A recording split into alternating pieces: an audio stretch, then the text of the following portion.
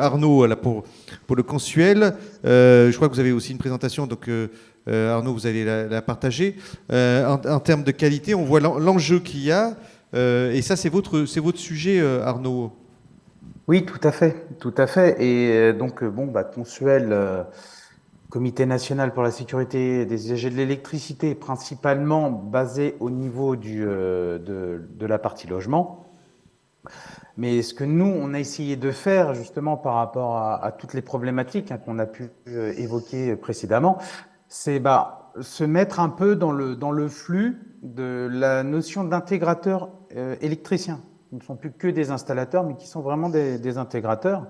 Donc c'est pour ça qu'on a mis en place tout ce qui était lié à l'IRVE et tout ce qui était lié au photovoltaïque, et ainsi qu'également à tout ce qui est lié à la partie courant faible qui sont propres aux différents bâtiments. Donc on a toujours gardé notre aspect historique qui était lié à la télédistribution, ça c'est une chose.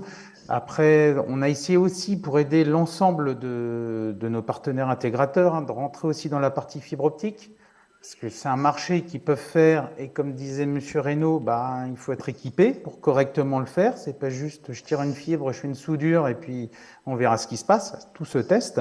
Et aussi, et principalement, tout ce qui va être lié au réseau de communication, ou réseau VDI, qui sont propres aux bâtiments d'habitation et aux logements. Parce que ce n'est pas parce qu'on est dans un logement, c'est-à-dire que ce n'est pas forcément un milieu de production pour son utilisateur, qu'il n'est pas en droit d'avoir une qualité de réseau qui lui permette vraiment de pouvoir profiter pleinement de son logement. Je prends toujours l'image d'une voiture. Vous prenez votre voiture actuellement, sur le tableau de bord, vous avez toutes les informations, votre vitesse, la température, tout ce qu'on veut. Et quand on arrive dans son logement, finalement, hormis l'interrupteur on-off, enfin marche-arrêt pour allumer la lumière, j'ai très très peu d'informations. Et aujourd'hui, avec tous les systèmes qui sont présents sur le marché, les IoT, etc., on peut vraiment réussir à faire en sorte d'avoir un logement qui soit utile, agréable, et surtout avoir différentes remontées d'informations pour vraiment savoir où on en est dans son logement. Donc ça peut être la partie intérieure au logement, et aussi pour les bailleurs, connaître l'état de leur bâti. Est-ce que tous mes systèmes fonctionnent correctement? Est-ce que mon système de chauffage en partie commune il fait pas trop chaud? Est-ce que mes pompes de relevage fonctionnent bien, etc., etc. Donc là, on est vraiment essayé de Consuel, on a bientôt 60 ans d'existence, on essaie vraiment d'apporter cette aide à l'ensemble de la filière. Parce on travaille systématiquement sur le cercle vertueux, compétences, des installateurs, intégrateurs qui sont qualifiés et formés. La pérennité des installations, à savoir qu'une installation bien réalisée, qui correspond à la réglementation, qui a été bien faite, elle va tenir dans le temps. Et la satisfaction, surtout la satisfaction de la personne qui veut utiliser le réseau. On ne crée pas un réseau juste pour le faire. On crée un réseau pour qu'il apporte des services. Et pour que ces services soient fonctionnels, il faut qu'ils soient bien faits et qu'ils fonctionnent. Donc là, moi, je vais plus me baser sur la partie logement, qui est comme un des secteurs qui est plus dans mes propos.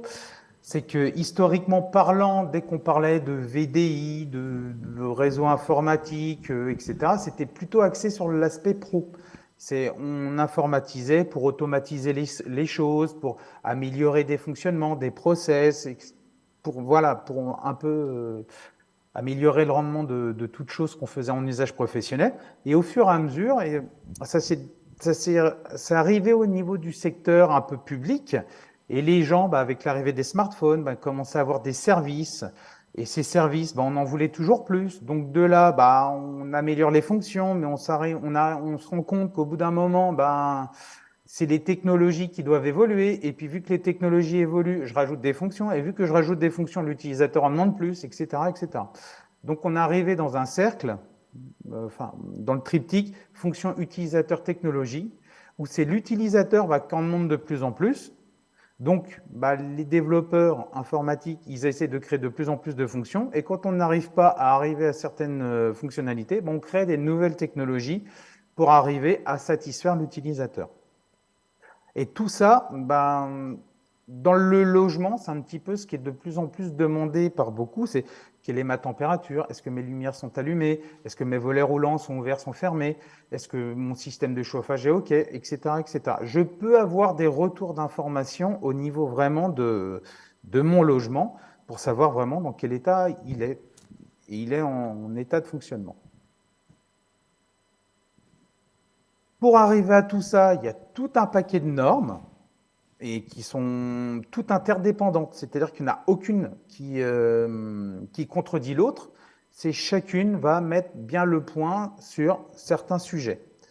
Et l'avantage d'avoir une maîtrise de tous ces sujets, c'est de pouvoir comprendre le raisonnement. Et surtout, quand je suis sur un cas type, bah, je prends la norme qui correspond au sujet que je souhaite aborder. Et elles sont toutes imbriquées les unes dans les autres quelque part. Et parce qu'il faut, pour avoir des systèmes ouverts, il faut des systèmes normés. Parce qu'un système qui n'est pas normé, il ne peut pas être ouvert, vu que personne ne saura l'utiliser derrière. Et donc, tous ces systèmes qui sont mis en place actuellement, bah, ils permettent de faire que tout puisse communiquer. On obtient ce qu'on appelle les TIC, hein, les technologies de l'information et de la communication. Et aujourd'hui, le numérique dans le bâtiment est vraiment devenu un quatrième fluide. Aujourd'hui, je prends toujours l'image de bah, je suis en télétravail, j'ai pas de réseau, je fais comment? J'ai pas de chauffage, je peux le faire, ça peut à peu près passer, mais si je peux pas me connecter à Internet, je peux avoir du mal à faire des achats en ligne, du divertissement, etc. Donc aujourd'hui, vraiment le flux, la data est vraiment devenu quelque chose de primordial dans le logement. Et franchement, notre vision vraiment à court terme, hein, c'est que vraiment la sécurité d'accès au numérique, alors je ne parle pas de la sécurité du numérique, de la data, mais cette sécurisation pour accéder à ces éléments numériques va devenir un sujet tout aussi important que la sécurité électrique à proprement parler. Aujourd'hui, avoir de l'électricité et avoir plus Internet, plus rien, bah, ça bloque beaucoup, bah, ça nous bloque vraiment dans notre vie de tous les jours. Donc, je reprends un peu les propos de tout à chacun. Hein. C'est vraiment la réglementation encadre les choses, comment doivent être réalisées les choses. La formation structure, parce que si on n'est pas formé, on ne comprendra pas la réglementation et surtout on ne saura pas faire. Et là, c'est vraiment la vérification valide. C'est je fais une installation, elle doit être vérifiée. C'est pas au petit bonheur la chance ou tiens, ça a l'air de fonctionner, ça ira bien. Non, il y a des normes, il y a des tests à faire, il y a des protocoles à respecter. Et il faut aller jusqu'au bout. Je le fais, une image qui revient assez souvent, c'est je le fais une fois. J'ai fait mon installation, elle est posée, vérifiée, validée, elle peut être remise à mon client final. Et c'est pas et le principe de c'est mon client qui va m'appeler pour me dire ça marche pas ce que j'ai fait, c'est pas forcément ce qui est de plus pertinent. Donc moi, en tant qu'organisme neutre et indépendant, je peux apporter cette preuve de confiance au sein de la partie bâtiment, d'habitation. Ce qu'il faut aussi bien voir, c'est que dans le résidentiel, hein, et on peut même un peu étendre au petit tertiaire, au petit bureau, etc., c'est qu'aujourd'hui, c'est vraiment une globalité à prendre en considération. Ça va vraiment de la chambre de tirage qui est présente dans la rue jusqu'au bout de la prise RJ45 qui sera utilisée dans le logement. Et ça, via différentes technologies. De ma rue, j'ai toute une infrastructure fibre optique à déployer. Après, j'ai toutes mes colonnes aussi à déployer. J'ai ma liaison de mes colonnes à mon logement. Et une fois que je suis dans mon logement, je vais faire ma distribution. Et une fois que j'ai bien réussi à tout distribuer, je peux me connecter pour obtenir mes services. Et il suffit que j'ai un seul point de coupure, un seul point qui soit mal fait, ça ne fonctionnera pas. Et surtout, c'est l'expérience utilisateur qui ne sera pas bonne. Donc c'est pour ça qu'il faut vraiment avoir une vision globale de tout ce qui peut être lié à cette transmission de l'information. C'est qu'il y a des chaînes, il faut vraiment qu'elles soient vérifiées de part en part, de bout en bout. Donc, je pense vraiment qu'un des parents pauvres actuellement, c'est tout ce qui va être un peu les bâtiments connectés. Parce qu'aujourd'hui, on en met de plus en plus dans les bâtiments. On met très peu de retours d'informations. L'éclairage, on est toujours au capteur, je passe, ça fait clic, on met une temporisation, puis ça va s'éteindre si ça détecte plus personne. Alors qu'on pourrait avoir vraiment des gestions beaucoup plus performantes de tout ce qui va être lié à l'éclairage. Est-ce que j'ai la température qui est présente au niveau de mes parties communes, la gestion de mes bornes IRVE, est-ce que j'ai de la place? Par exemple, je reprends le cas des IRVE, est-ce que j'ai de la place de disponible? Est-ce qu'elles fonctionnent toutes?